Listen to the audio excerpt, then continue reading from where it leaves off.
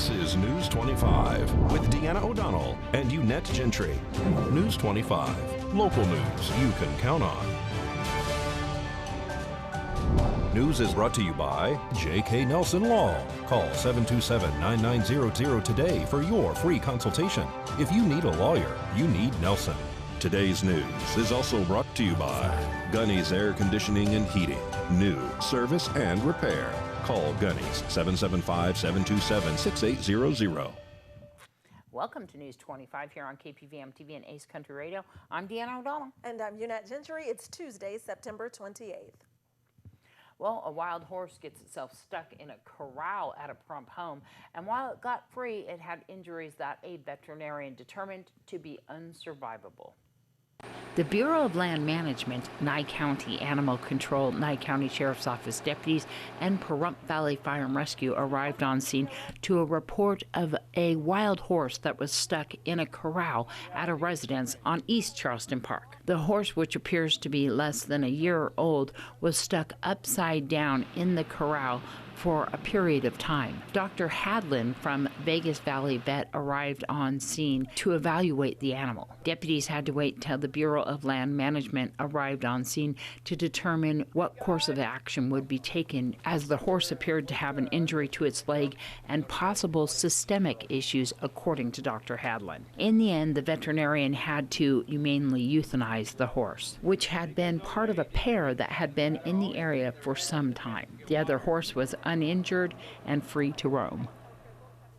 Such a sad story. And a driver is treated for injuries after their vehicle strikes a wild burro near Nevada Treasure RV Resort Tuesday morning. Pahrump Valley Fire Chief Scott Lewis says that burro did not survive. So we were dispatched a report of a motor vehicle accident with injuries in the area of Highway 160 in Brandon, which is in the north end of the valley. This area is also known to be prone to burro crossings, and in fact, this is what happened. A vehicle impacted a burro. Upon our arrival, we completed a scene size up, and we found that the burro had not survived the injury sustained in the impact. The driver was not mechanically entrapped with sustained injuries. That patient was transported to our local hospital. And there was one dog that was inside that vehicle that survived and was uninjured. Pahrump Valley Fire and Rescue was kept busy during this year's Pahrump Fall Festival. Two separate incidents just minutes apart Saturday night sent two people to a Las Vegas trauma center. Fire Chief Scott Lewis says overall, it was a pretty typical year for first responders. So during Fall Festival, we had the rodeo event, and during the rodeo, one of the bronc riders separated from the horse and was accidentally stomped, receiving an injury to the chest. Our medical crews were on standby, quickly got to the patient once the bronc was secured, and that patient was medically assessed and rapidly transported to Mercy Air Base, where he was subsequently flown to trauma. Almost at the same time, we were dispatched a report of a gunshot wound at Petrick Park. As crews arrived, they found, in fact, it was not an actual firearm. Instead, it was a BB gun, but there was some injuries that were critical that were sustained to the patient. And so that patient was subsequently transported to Mercy Air and flown to trauma as well. The Fall Festival generated what we would call the average number of medical calls. A lot of them were heat related, and also some were imbibing. But in general terms, the Fall Festival was extremely successful in our opinion. The parade went well. The events at the park, we had no fires related to the Fall Festival. We had no extrications or rescue assignments associated with the Fall Festival. It was simply being dispatched for some medical calls, which are routine given the conditions and the time of year. Well, we all had lots of fun out there this past weekend. Now, unfortunately, the 2021 Pahrump Fall Festival is over, but planning for next year's event begins soon. Pahrump Tourism Director Arlette Ledbetter says from the Tourism Board's perspective, this year's fest was a huge success. It was wonderful. I think just looking out at everybody's joy-filled faces and all the excitement in the atmosphere, that the Fall Festival was a great success. The parade was wonderful. I loved it. I loved seeing everybody in the parade. It was so enjoyable. And our Grand Marshal, Sheriff Sharon Worley, so I thought it went great. I don't get to see a lot of things sometimes as they go, as most of the staff, but we did receive really good feedback on it. The entertainers were very happy. The crowds were happy with the entertainers. The vendors gave us extremely positive feedback and said that the park was set up for a very good flow, good traffic flow, and a lot of purchases, so that's always wonderful. Ledbetter says while they don't know quite yet just how many people attended this year's Pahrump Fall Festival, they are working on it. We do have measurements in place, and we don't have any of that data in yet, but we did have some vendors say to us that they had an extraordinary turnout, and some ran low on supplies, so that was a good indicator. We had people telling us that they had a great time, and we appreciate all the feedback from the community because it helps us for future fall festivals when we brainstorm and work as a team. There are some changes that we would make. There's also some things that we would keep just as we had them. We had an excellent turnout with vendors. I'll be interested to see how it does go next year for that because we are just coming out of COVID. It was especially challenging for buildings and grounds and tourism because of the recent flooding. So as most people know, tourism is without a visitor center right now. So I'd just like to give a shout out to Disabled American Vets for letting us use their building as our home base and office. We owe thanks, a debt of gratitude to many community members, certainly, staff and community. So Buildings and Grounds, Jimmy Martinez, Buildings and Grounds manager, his entire team worked tirelessly. Alexandra and Courtney, of course, and we had a volunteer this year, Paula, that was at the information booth, Paula Elefante. Great thanks to everybody, and I know I've left people out, but thank you so much for all your help. And additionally, our sponsors. Our largest cash sponsor was eCells, David Cleveland. And he really supported this community well with this endeavor. He additionally gifted the fire department with an emergency management electronic bike, which was just a really incredible thing for him to do, I thought. So it was very nice. Ahern and all their equipment, we always appreciate their sponsorship. And there's an entire list that's too many to mention, but we do have that as public information since we're a government entity. And it won't be long before they start planning for the 2022 Pahrump Fall Festival. We give ourselves a little break and we begin in January. I do believe the fireworks show on Thursday night was a wonderful added attraction, and I'd like to see that be a repeat performance. That was a great show. Shout out to Zambelli because that was just a beautiful show. News 25 will be right back with more local news. Today's news is brought to you in part by Dr. George Leeks, Pahrump's optometrist since 1990, offering full spectrum eye care for children and adults. Call today, 727-8300. News 25, local news you can count on. Welcome back. The Nye County Board of County Commissioners is accepting applications for 11 members to be appointed to the Redistricting Advisory Committee. The committee will be responsible for redistricting Nye County according to the 2020 census results. The Nye County Commissioners are requesting a completed application for those who are interested. Applications may be obtained at the Nye County Administration Office located at 2100 East Walt Williams Drive here in Pahrump or 101 Radar Road in Tonopah. You can also email them at nyeadmin@co.nye.nv.us or give them a call, 775-751-7075.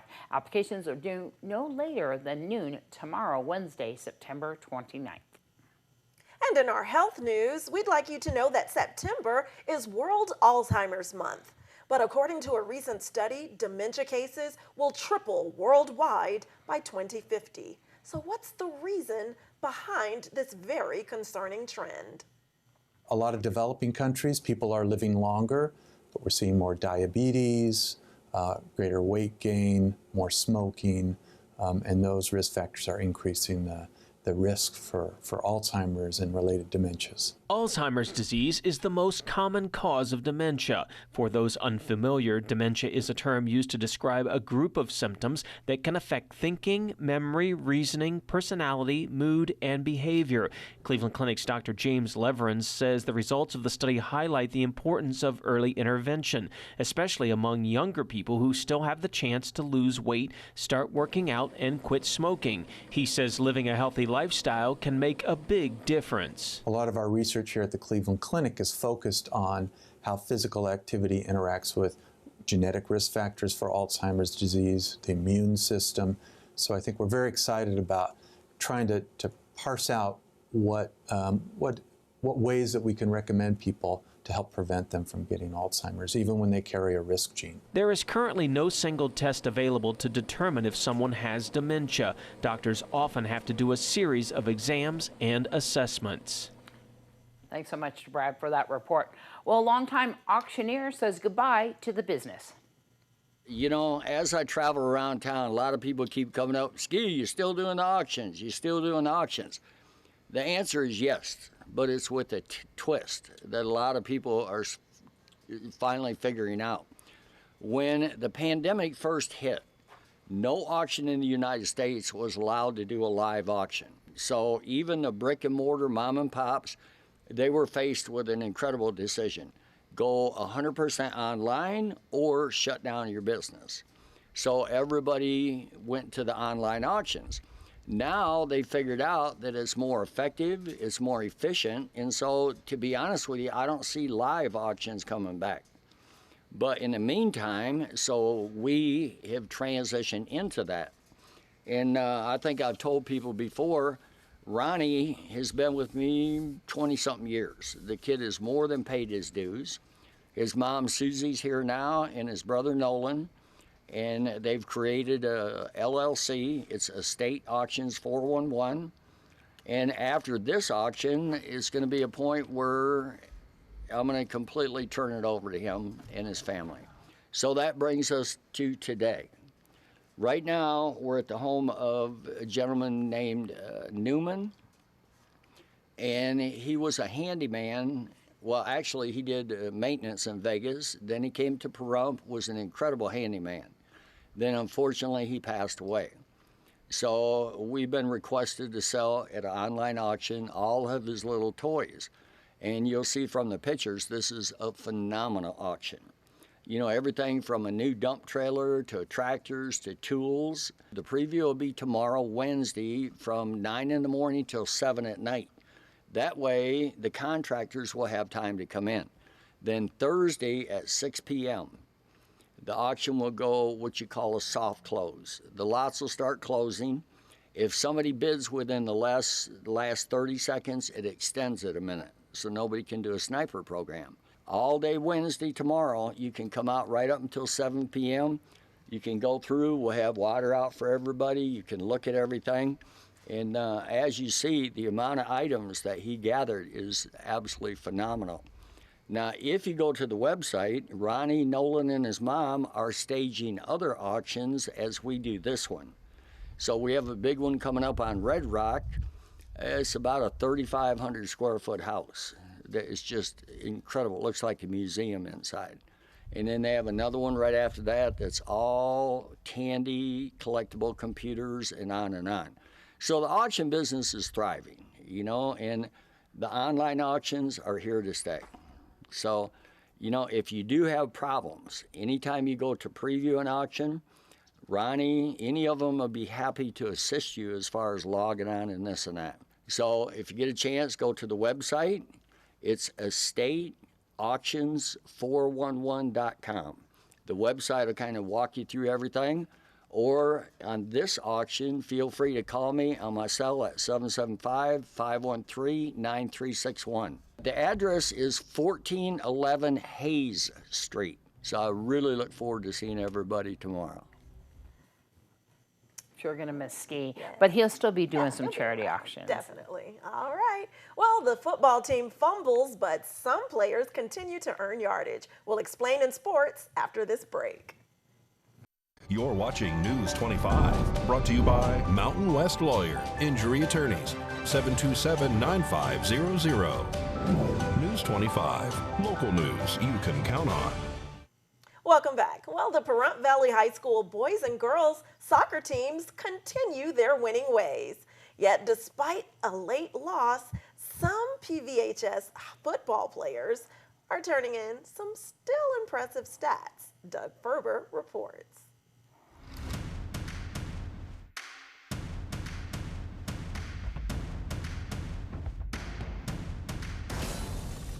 Hello, sports fans. The Pahrump Valley High boys soccer team continues to roll, beating Moapa Valley yesterday 6-1. Senior Christian Mott had 4 more goals and an assist to lead the Trojans, who are now 3-1. Mott now has 12 goals on the season, averaging 3 a game. The boys head up to Mesquite to take on Virgin Valley tomorrow. The PVHS girls soccer team dominated Mojave Friday, cruising to an 8-0 win. Junior Adriana Avina scored 4 of her team's 8 goals in the win. Avina also contributed an assist. The Lady Trojans host Moapa Valley Thursday with the varsity game set for 5 p.m. The PVHS football team were narrowly beaten at Boulder City Friday night, losing 27-22. However, the game was not without some notable Trojan statistics. Senior fullback Zach Cuellar rushed for 123 yards on 13 carries and added 2 solo tackles on defense. Junior Tanner Hanks contributed 4 solo tackles and 4 more assisted tackles in the loss. The Trojans are now 0-4 overall and 0-1 in league thus far this season. PVHS will host Slam, seeking their first win of the season on Friday night. The girls golf team, in a quest of a state title after 2 runner-up finishes in the last 3 years, plays a Legacy League match today at Aliante in Las Vegas. I'll update you on those results on Thursday. Yesterday, both the boys and girls tennis teams were beaten by Boulder City High by scores of 15-3 and 16-2 at PVHS. Sunday, the Las Vegas Raiders improved to 3-0 on the season, beating the Miami Dolphins 31-28 in sudden death. Derek Carr had another prolific passing day, connecting on 26 of 43 for 386 yards and 2 touchdowns. Peyton Barber rushed for 111 yards on 23 carries while adding a touchdown for the Raiders. Las Vegas will try to make it 4-0 when they travel to Los Angeles next Monday night to play the Chargers. Crazy as it sounds, we're in hockey season again. The Golden Knights host the Colorado Avalanche tonight in a preseason game at T-Mobile Arena. The puck is set to drop at 7 p.m. Down the strip a ways, the Las Vegas Aces open their best-of-3 semifinal set with the Phoenix Mercury at the Ultralight Arena beginning tonight, also at 7 p.m. Game 2 is Thursday with the Aces hosting the Mercury. Both teams will play a third game if necessary on Sunday. The Las Vegas Aviators finished their home schedule last night at Las Vegas Ballpark. The Aviators beat the Oklahoma City Dodgers 11-9. The Aviators held the lead throughout the game, but it was Zach Geloff's base-clearing double, driving in 3, that put the Aviators up for good, 11-7.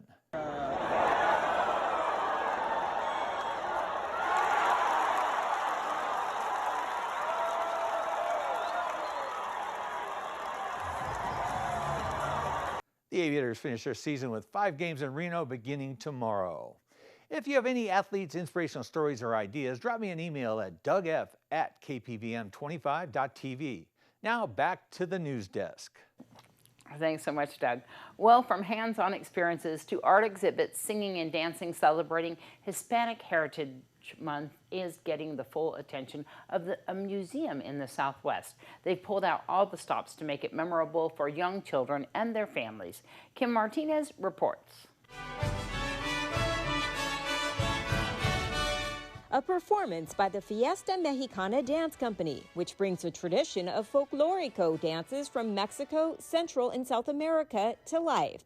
That's just one of the many ways the Children's Museum of Phoenix is marking Hispanic Heritage Month. I think learning about other cultures and appreciating them has become such an important thing in the last few years. When it comes to art, something unique for children, the museum has set up a gallery with the work of Gennaro Garcia, a native of Mexico who now lives in the U.S. He takes all of his art straight from his Hispanic upbringing and Mexican culture, immigrant culture. Gennaro's exhibit of oil paintings are a reflection on the people in his life and his Latino immigrant experience. For Camilla, the opportunity for her youngsters to be exposed to the different cultures starting at a young age is very important. I think there's beauty in every single culture, and I love that, my kids can see that. I mean, especially as a little kid, I want them to grow up seeing the beauty in all cultures and all beauties around us. Hands-on experiences that reflect the Hispanic culture, such as making papel picados, or paper banners, used in festivals, are also a large part of how the museum is spending the month-long celebration. When they get to come make their own here, they're making that connection. At the Star Bar, kids are drawing themselves as a reflection of the Mexican artist Frida Kahlo's many self-portraits. Micro school teacher April Desmond brought her class to see the exhibits and was so impressed this mother of 11 returned with her own children. In America, we're all kinds of cultures, so we have to be able to respect other people's way of living, way of thinking, because I think it's important to love our neighbors. An all-female mariachi group tops off the incredible ways to celebrate the Hispanic culture, a true experience for other ethnicities to understand more about those sharing the world with them. Kim Martinez reporting. News 25 WeatherCam is brought to you by Lerner and Rowe Injury Attorney's Office in Pahrump. In a wreck, need a check? Call 702-877-1500. Well, here's a look outside of smoke and haze in the air, remnants of the California wildfires blowing into our area. More on that in our weather after this break. News 25 weather is brought to you by Dairy Council of Nevada. The splash of cream in your coffee, the dollop of sour cream on your burrito, the melted toasty cheese on your pizza. Undeniably delicious, undeniably dairy. Enjoy what's real. Hi, good evening, Nevada. It's John Kohler from the KPVM Channel 25 Weather Studios, and boom, just like that, it's fall. Look at these temperatures, 60 degrees from Fernley Fallon, Carson City, all the way down to Goldfield. Beatty, you're looking at 79 degrees, and that seems actually super pleasant. Amargosa, Las Vegas, high 80s. Out in Death Valley, all the way down to 96 degrees. What happened? And here in the paradise of Pahrump, let's take a look. It's 82 degrees currently. It was about 83 a little bit earlier. Southwesterly winds to 8 miles per hour. That humidity at 21%, giving us a little stickiness, a little cloud cover this morning, and it's going to be well, it was a beautiful sunrise at 6:37, but the sunset at 6:31, oh, should not be missed. It's going to be beautiful. 56 degrees for a low tonight. Northeasterly winds to 7 miles per hour. That humidity sticking with us at 26% as we head on into the week. What does that mean? Maybe a little cloud. Yeah, there's one right there. And then clear skies for about 3 days. Should be pretty nice. Temperatures going to be ranging from 82 on up to 88 degrees as we head into the weekend. And temperatures in the 90s, maybe the last gasp of summer. So let's enjoy that Saturday, Sunday, and Monday. Clouds returning early in the week. We'll see how that develops. But in the meantime, it's gorgeous fall weather and almost seeming like winter, getting pretty close to it. Let's enjoy. Back to the desk. Here's Deanna. Good night. Good night.